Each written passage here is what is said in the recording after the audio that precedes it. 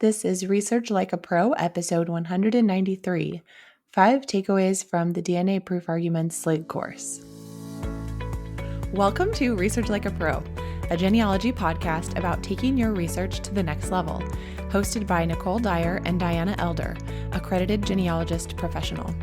Diana and Nicole are the mother-daughter team at FamilyLocket.com and the authors of Research Like a Pro, a genealogist guide. With Robin Worthland, they also co-authored the companion volume, Research Like a Pro with DNA. Join Diana and Nicole as they discuss how to stay organized, make progress in their research, and solve difficult cases. Let's go! Hi everyone, welcome to Research Like a Pro. Hi Nicole, how are you today? Hi Mom, I'm doing great. So what have you been working on in reading? Well, you and I have been studying the same article for our NGSQ study group.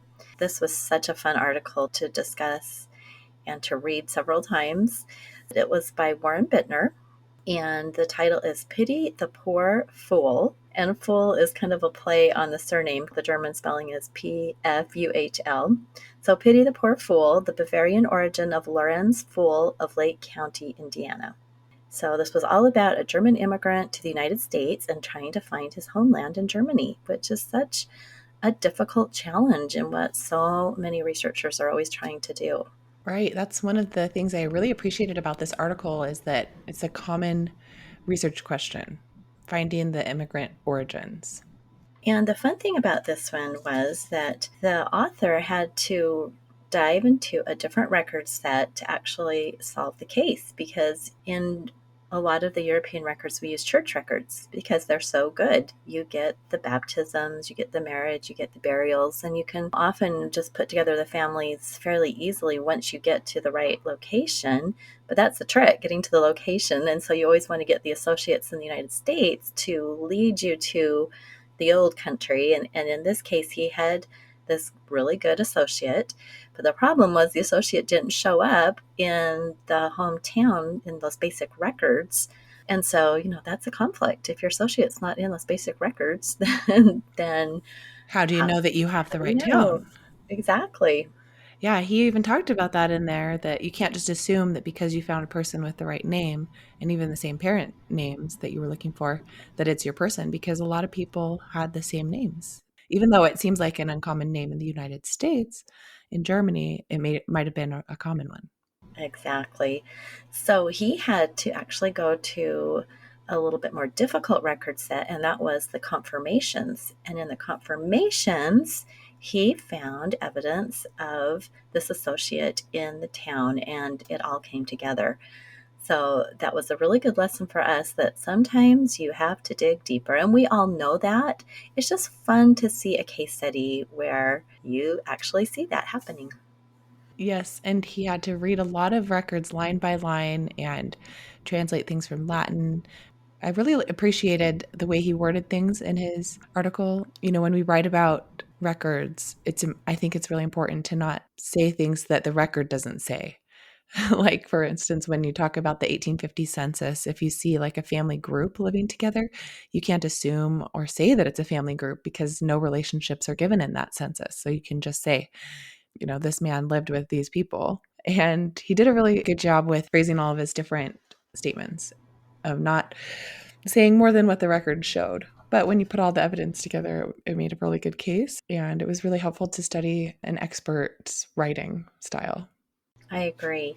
And the other thing I always love to do with these articles is to read the source citations and scan those to see the kind of sources that they're using, to see if there's something unique that I haven't used before that I want to try out. I like to read the article through and then read it again and really look at those source citations. And in this case, probably at least half of them are those church records because they're so important to the case in Germany. And the U.S. records were the things that we use: census records, naturalization records, some land records. So it's always really instructive to read these articles, and I would just highly recommend anyone out there to get a subscription to the National Genealogical Society and start getting their quarterly and reading it. Once you actually belong to the society, you can read all the past articles. So you can search by locality and try to find articles just about your locality and see what kind of sources they're using. They will have citations to the laws and to the histories and a lot of resources for specific areas. So, really good resource that we may not always think about. Absolutely. Well, let's get to our announcements. We hope everyone listening enjoyed Roots Tech and that you were able to watch some of the presentations live. It's always fun to be part of the live program. Maybe we were able to visit with you in our booth. And if you weren't able to visit with us live, you can still go to the expo hall and check out what we had in the booth. We had a lot of videos. You can watch our recorded class sessions, lots of tips and tricks, really short videos. So hopefully you take advantage of all the great content that Roots Tech put out there. And then coming up, we have got an in-person conference, and this will be the National Genealogical Society Conference. It's May 25th through 28th in Sacramento, California. We are very excited because we will have a booth. We will be there in person, and we are both speaking. So, Nicole, what is your topic? My topic is Airtable Research Logs, Organize Your DNA and Fan Club Research. Which will be fabulous. And then I have got 3 presentations, one titled From California to Virginia, Confirming the Immigrant Ancestor with the Paper Trail and Y-DNA. And then I have Research Planning for the Win, Next Steps for Breaking Down a Brick Wall. And finally, Getting Things Done in Family History, Productivity Tips and Tools. So I'm excited to be talking about 3 things that I really love. It's going to be a fun week. So we hope you might be able to join us. Yeah, I'm looking forward to going to Sacramento and being together with others, and it'll be fun to have a booth there and bring some of our books and things and be able to talk with people again. I really miss the in-person conferences. I do too. And the excitement and the energy in the expo hall, it's just not quite the same when you're at home all by yourself. Right. I'm really looking forward to your talk about YDNA and from California to Virginia. That was a topic that you've done a lot of research on and are kind of continuing to revisit with the YDNA. So that'll be neat to hear. Yeah, it was my research that became my 4th generation project when I applied for accreditation. And so I did a lot of research. I have a lot of fun things to share with that presentation. Well, as always, you can join our Family Locket newsletter to get the latest coupons for our courses. And let's get to a listener spotlight. We haven't done one of these for a while, but this review is titled Informative Podcast. And the listener says, Diana and Nicole's podcast is one of the best genealogy podcasts available. I enjoy the range of topics from resources to methodology to DNA to history. Thanks, ladies. So thank you so much for that review. We love all of our reviews. It's so great to hear from all of you. Yes, thank you. All right, well, today we're talking about my SLIG course, Salt Lake Institute of Genealogy, for January. And the title of the course was DNA Dreamers in Action, Writing Proof Arguments, with Karen Stanbary, the coordinator, and other instructors included Tom Jones, Nancy Peters, and Scott Wilds. I really wanted to take this course when I saw it, but I couldn't sign up because it was scheduled to be in person in Salt Lake in January, and I knew that, after having a baby in September, I probably wouldn't be able to either take the baby with me or leave the baby, so I just didn't sign up. Well, then SLIG went virtual, and I got on the waiting list, and about a week before, I got notified that I got to do it. So I was pretty excited because I had practiced writing a DNA proof argument in my ProGen study group and had a lot of thoughts and questions, and it just was something that I'm currently interested in studying, and I really wanted to continue that study. Anyway, the course went really well. I had the chance to work on a proof argument that kind of came out of the other proof argument I wrote in ProGen, which was used in our book as an example, who was the father of Bathsheba Tharp. So in this class, I worked on who was the mother of Bathsheba Tharp. We spent some time writing every day. We had peer review at the end of the day with our peer review partner. And then we had lectures kind of teaching us about some of the best practices for writing proof arguments. So the first day was all about organizing and defining the problem, summarizing the methodology and the answer, and drafting the middle, and talking about DNA test takers and results. We also had a day where we studied other people's DNA proof arguments and talked about, what they did well and what we would change. And we talked about figures and tables and how to add those. And then the next day, we talked more about writing and how to do clear writing, improving paragraphs, avoiding pitfalls, evaluating verb choices, and all kinds of things like that. And then the next day, we talked about meeting the GPS, the genealogical proof standard. And we talked about rubrics for the case study and the BCG portfolio because a lot of the people in the class are working on that, including myself. So that was helpful. And then we talked about creating footnotes and documenting parent child relationships. And then the last day was fun. We talked about polishing and submitting. If we wanted to submit to a journal, we had Nancy Peters talk with us as one of the editors of the NGSQ right now. And she told us kind of the process for peer review and how to submit. And then we talked about things like obtaining DNA test taker permission because we need to do that when we're publishing. And then, like I said, every day we met with our peer review partner and shared kind of what we've been writing and asked for help and comments. So it was really neat. That sounds like a fabulous course. And I love how it was broken down by day, like a real topic for each day. That's so good. Getting peer review is so important in our writing. We say that all the time, but you just don't realize it until you actually participate in something like this, how valuable it is to have somebody else looking at your work. And DNA is especially difficult to write about. It is so hard to write it clearly. So, Mm-hmm. what a great course to just work on writing about DNA all week long. Yeah. When we met with our peer review partners, it was just like for half an hour and we went into like breakout rooms with them. And so we could share our screen and show a couple of paragraphs in our Word document that we were writing. And so I would like read a couple things and ask like, what do you think of this? And how can I do that? And it was just good to have somebody to talk with about it. I agree. And I'm just thinking about your day one where you were organizing the writing. I think this is one of the challenges is to figure out how to put together all of this work that you've done.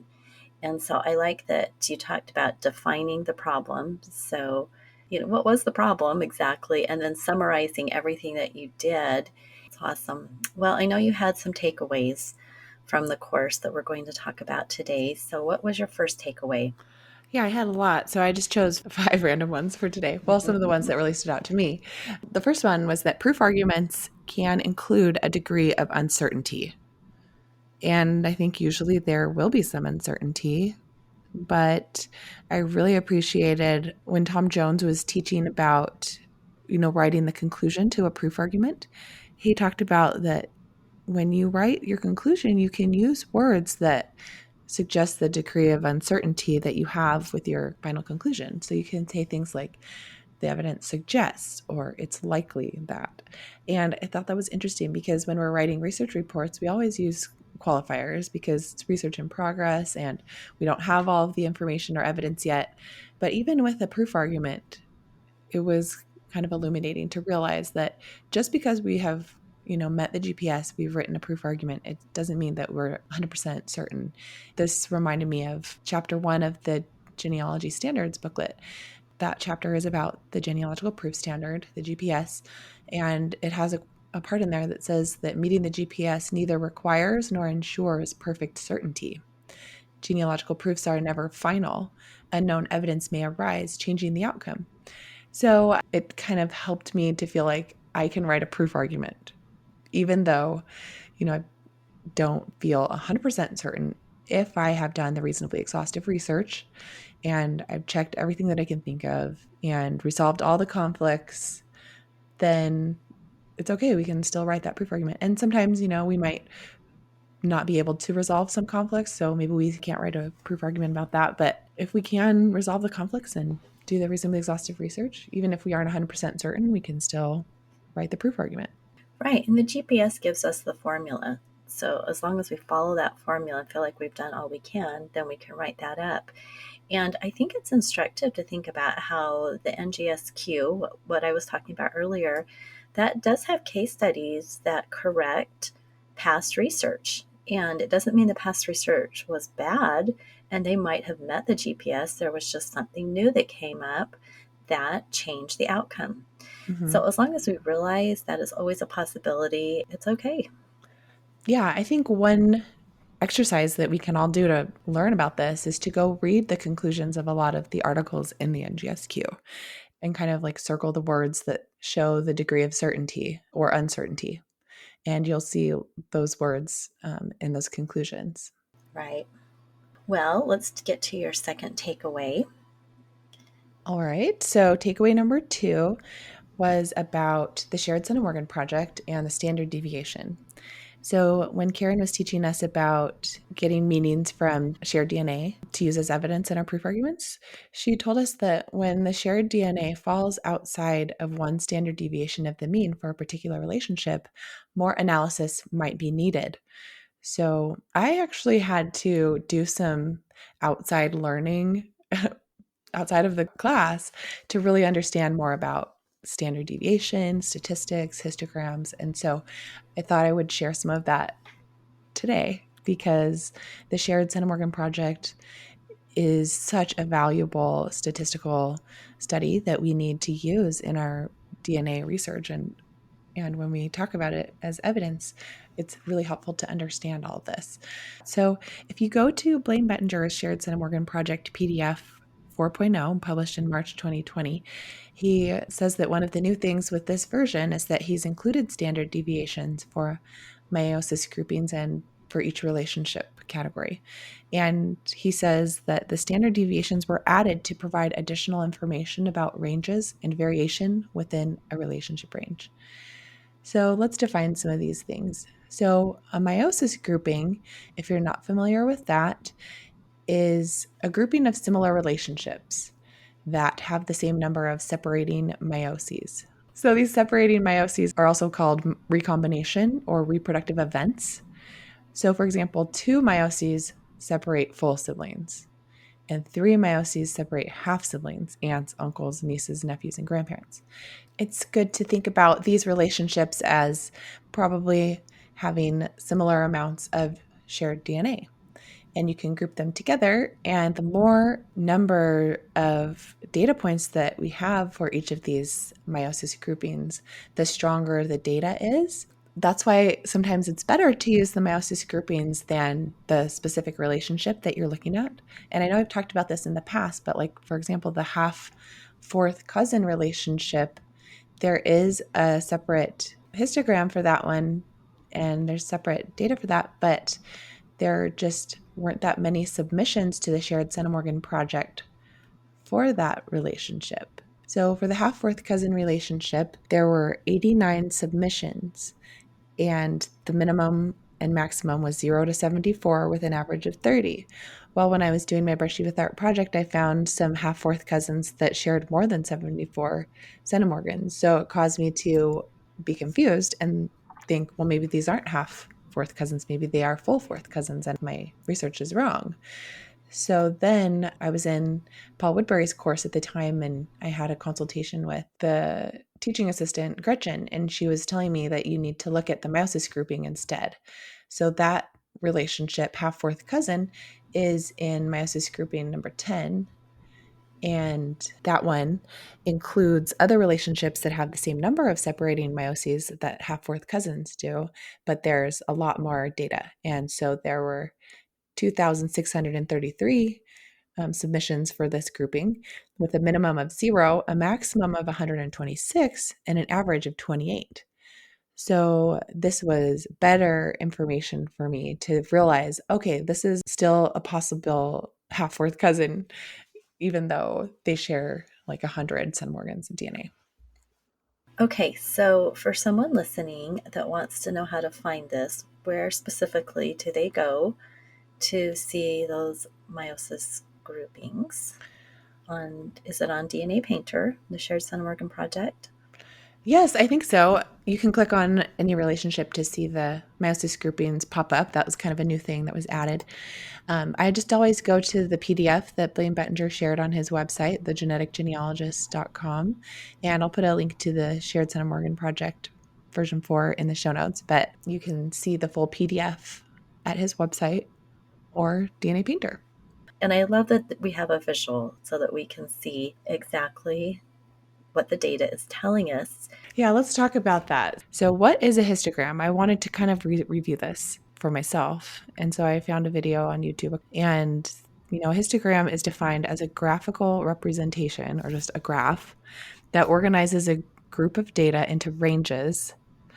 And so at the bottom of a typical bar chart, there's just like one number and then how many people have that number. Well, this is different. It's a range of shared DNA. So each bar is for a bin or a range.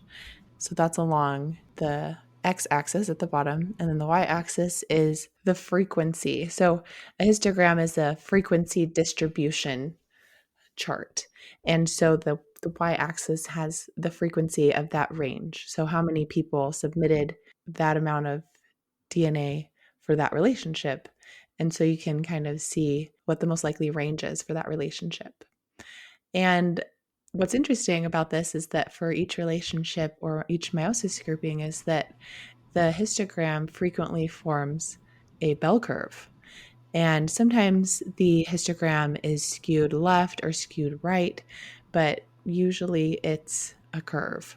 And so when I talk about a bell curve in statistics, that means like a normal distribution where it's symmetrical and the highest point of the histogram is in the center with symmetrical bars going down to the right and left. So when we talk about a standard deviation, that means like one standard deviation above the mean and one standard deviation below the mean will include 68% of all of the data, so that you're kind of getting the most frequent range of shared DNA within one standard deviation of the mean. And the mean is just the average of the data. And so you're just trying to get a range of shared DNA that's more normal and more frequent, and kind of excluding some of the outliers on the tails of the bell curve. And then if you go to 2 standard deviations above the mean and 2 standard deviations below the mean, 95% of the data will fall within that. And then if you go out to 3 standard deviations at the mean, 99.7% of the data will fall within 3 standard deviations. So that's kind of what normal distribution of a histogram would be like, and how standard deviation goes into that. So it's just a way of finding outliers. And what Karen was trying to teach us with this is that if you do have outliers, even if it falls within the total range of the shared Sun Morgan project for that relationship, if it falls outside of that one standard deviation of the mean, that might be a clue to you that you need to go and do a little bit of extra research to make sure that there's not a problem with that DNA match. Maybe they're sharing too much because they have more than one common ancestor in common, or maybe they're sharing too little because they had a misattributed parentage event somewhere in their tree, and then they are actually like a half third cousin instead of a full third cousin. So if you look at the bell curves for like the first cousin histogram, that one is very symmetrical. So the mean, or the average amount of shared DNA for a first cousin, is 866 shared centimorgans. And to calculate the standard deviation, there's like a formula. So you can like put all the information in the formula and figure it out. Well, Blaine Bettinger figured it out for us. He used Excel, which has a formula for standard deviation where you just select all the data points and then say, tell me the standard deviation. And so the standard deviation for the first cousin histogram is 161.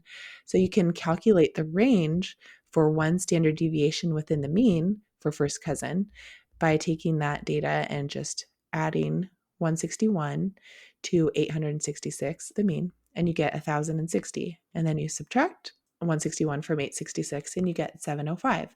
So the range for that one standard deviation from the mean would be 705 to 1060.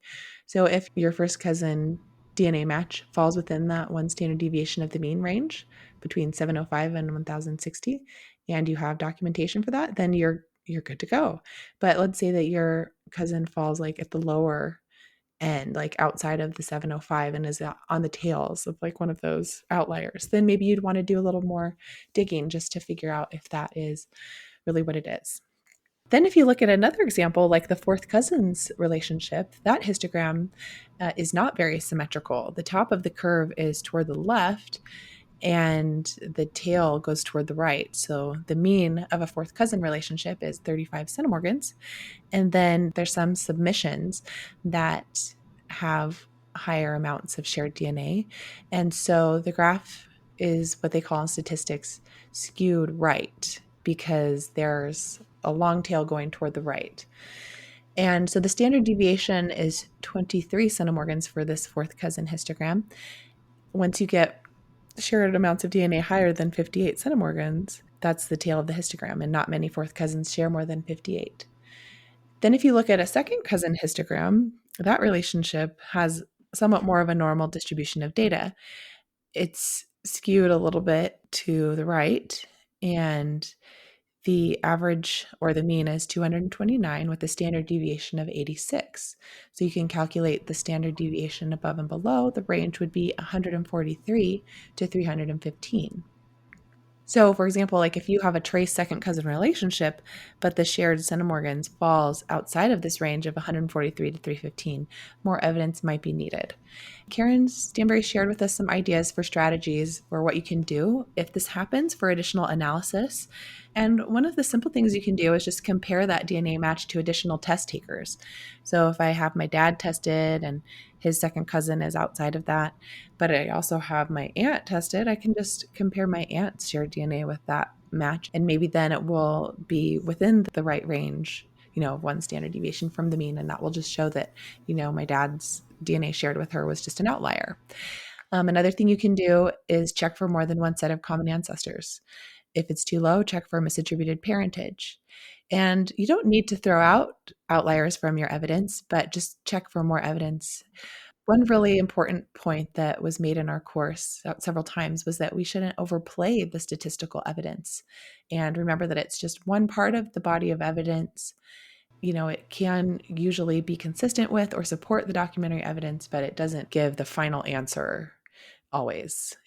That's a really good point, because sometimes that relationship just has not been reported when we're getting out into the weeds of unusual relationships.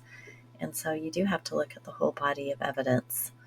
I think it's really important to think of this idea of just checking for a little bit more evidence. It's kind of like when you're looking at a census and you see something that doesn't quite seem right in the family.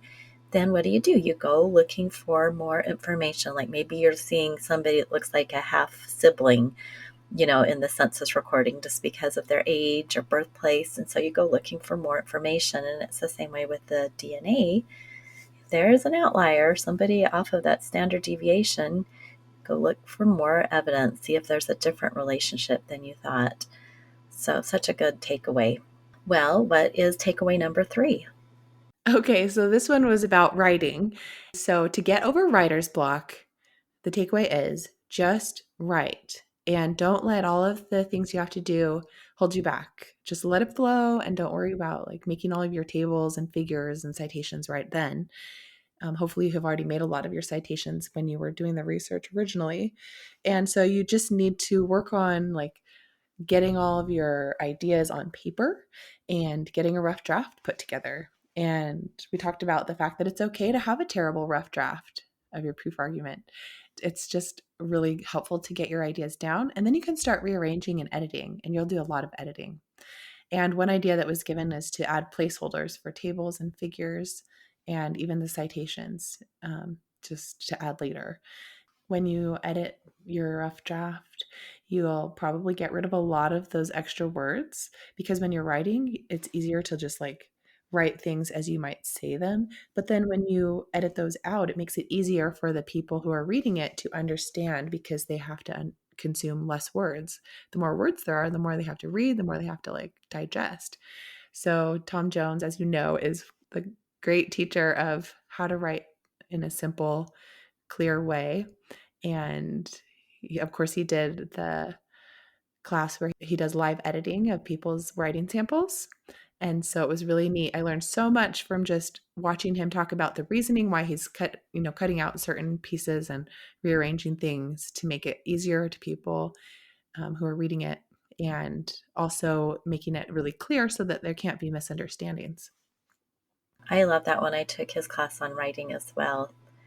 It was so instructive to see him take one of my paragraphs and literally cut out 2/3 of it to get down to 1/3 that read much clearer and was much better. It was just amazing.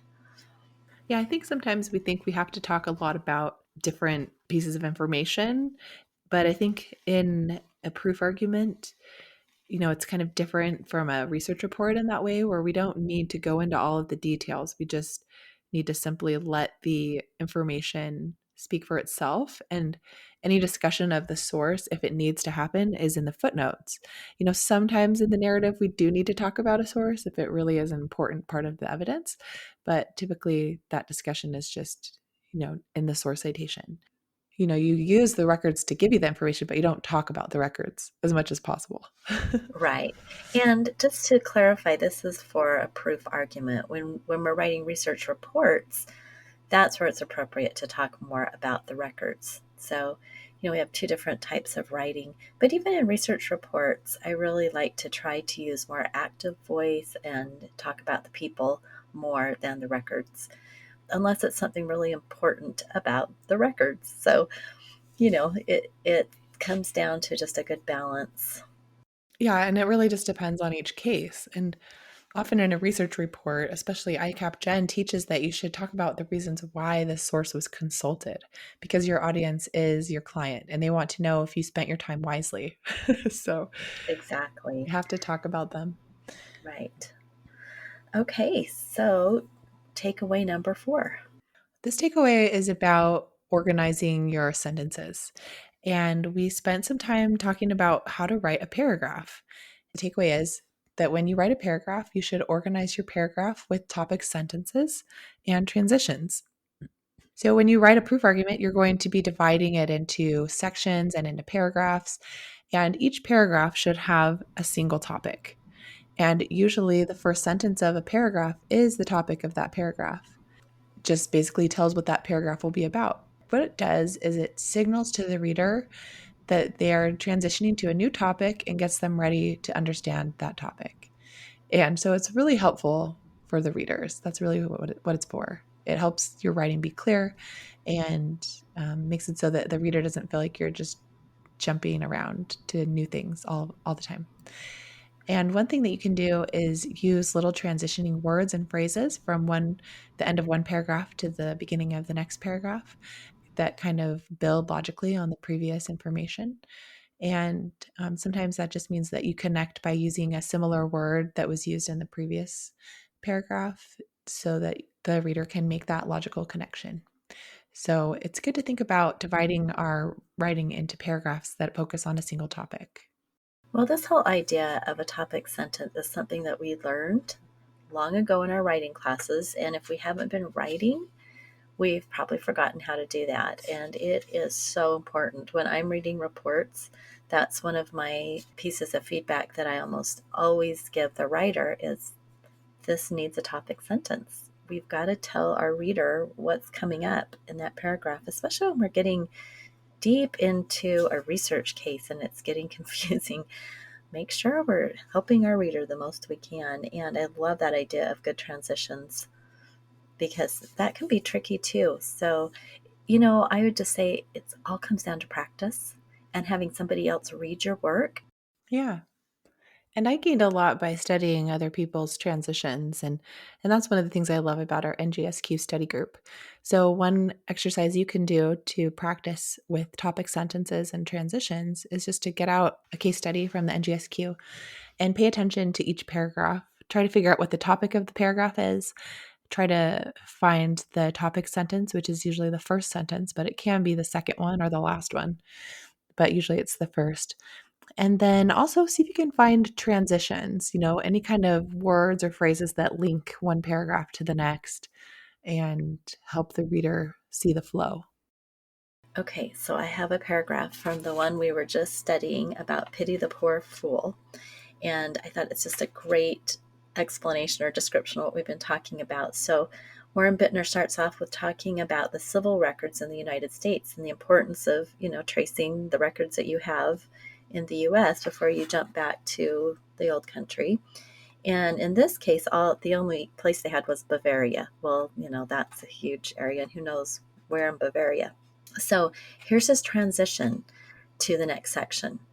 Civil records name Lorenz's birthplace only as Bavaria. At least one of his associates, however, could have come from the same place and left specific information about it. Lorenz's Catholic marriage, community, and burial suggest Catholic records would identify his associates. So that is his great paragraph that's pretty much summing up that there was nothing in the civil records except for Bavaria, and that now he's going to talk about associates in Catholic records, which is the heading for the next section. Oh, So, such a beautiful piece of writing to explain where we've been and where we're going. yeah, that's a really good example because that end of that paragraph signaled a transition, and then the reader can clearly see the heading of the next section is about that. Yeah, and that just comes from practice and rewriting and rewriting and rewriting. Yeah, and actively trying to do that. If you know that that's something you should be doing, then you can incorporate it. Right, you have to be mindful. Okay, well, what is our final takeaway, number 5? All right, this was on the last day, and Karen was teaching us about how to get permission from test takers because if you want to publish it, you need to get permission from the matches. So, really stood out to me is that she was so persistent with getting permissions. If they didn't respond, then she would look them up in tax databases from public county websites and see if they were landowners, and then she would send them a letter through the mail. So that's the takeaway is don't give up on contacting your DNA matches to get permission, even if you have to send them a letter through the mail. And sometimes that's more successful for getting people to open it and read it because how often do you get a real letter these days? That's awesome. I can totally see Karen doing that, persisting. I have several matches that I probably should do that with. Yes, I'm going to do that. And I have had to do that a couple times. There was one match who I really, really, really wanted to reach, and I could tell he was too old. I just guessed that he wasn't using the MyHeritage message system or for email. So I didn't think he was getting any of my messages. So I just found his son on Facebook and contacted him. And then he gave me his father's phone number. So I called him, and that was great. And the son helped me have him take another DNA tested ancestry. It was really great. Then another one that was a similar situation where he was an older guy and hadn't been checking messages. I ended up finding a relative of his who did respond to emails, who also was a DNA match, and they gave me his address. So I wrote him a letter and then he called me when he got it. So that was a really good one too. You just never know the best way to contact people. So why not try a letter in the mail? That's right. Try all your avenues. Well, it's always so fun to talk DNA and especially to talk more about writing about it. And that's kind of where we're at, where we have done a lot of research and used DNA, and now it's time to start figuring out how to write it up and put it out there as proof for some of our connections. Right. So if any of you are thinking about taking this course the next time it's offered, I really encourage you to sign up. It will be part of the Salt Lake Institute of Genealogy Virtual Academy next year in 2023. And so instead of being part of the week-long SLIG courses, it will be a virtual course that meets like once a week or something similar like that instead of meeting like every day for 6 hours. So I think that will be a really good format for it. It will give you a little more time to write and work on your proof argument. So if you're needing to write a proof argument, but you haven't had the motivation, this could be a really good opportunity to get that motivation, get some peer review, get some instruction and practice. Right. And you have a year to get your research figured out. So thank you so much, Nicole, for going through that. I'm really excited because, right now we're in the middle of our DNA study group, and I'm really going to look at those deviations, just one off of the mean, and start using that methodology a little bit more than the entire range. So I think that's a really good takeaway for me, anyway, from our discussion for today. Yes. And Karen suggested that I add that to my Airtable base. We have right now, the idea was given by another blogger to add the range of the Shared San Morgan project. so that Yeah. when you put in the relationship and the amount of shared DNA for a match into the Airtable log, it will tell you if it falls within the range or not. So I loved that idea. So I think I will try and add that to my most recent update. Are you going to do both? Have both of them in there? Yeah, I'll probably just add both of them. I like that, so you could see, you have a green check mark that, yeah, it's within the range, but maybe you'd have a red check mark. Well, it falls outside the standard deviations. So you could just see that at a glance. Maybe this is a person that needs more investigation. I think that would be a really good addition to the Airtable base. I Yeah, I'll like have that to a work on lot. that. Luckily, the Shared Centimorgan project has all of the standard deviations listed for every relationship that he has in there, all the way down to, let's see, what's the last one? Eighth cousin. So he had, he doesn't do half relationships beyond half fourth cousin, but he does do like fifth cousin and sixth cousin and some of the removes, like sixth cousin once removed, sixth cousin twice removed. There's just so many relationships when you get back that far. So many relationships, so many Yeah, and possibilities. there's not that many submissions for some of these. So he is currently asking for more submissions. So if you want to submit to the Shared Centimorgan project, Blaine Bettinger recently posted in his Facebook group, Genetic Genealogy Tips and Techniques, that he's looking for more submissions to the Shared Centimorgan project. And he's trying to get more than 100,000, I think. Is that what he said? Yes, yes. Yeah. And So go and submit to his form. And I think especially if you've done some good research and you have a good paper trail to some of these a little bit more unique relationships, like half fourth cousins once removed, some of those that are out there a bit that are probably don't have as many people who have traced that or have done good genealogy to know that that is their relationship. Submit those. I think that that would be super helpful. I know when I was doing my sister's adoptee project, she had a couple of key matches and nobody had submitted anything. They were the outliers, they were the zeros out there on the end. But once I had it all figured out, I could see exactly how they connected to the family tree. So, this was a few years ago and there weren't as many submissions, but I should go and submit those now because we figured it out. It was a half relationship, something like half second cousins, 3 times removed, or something like that. Right. So those are less common relationships. So Yeah, it's good to go and submit the known relationships. So we should all go do that. I'm going to do that. me too. Well, all right. I think that wraps up this episode. We hope everybody listening learned something from this discussion of 5 takeaways from Nicole's course, and go and make some discoveries in DNA this week.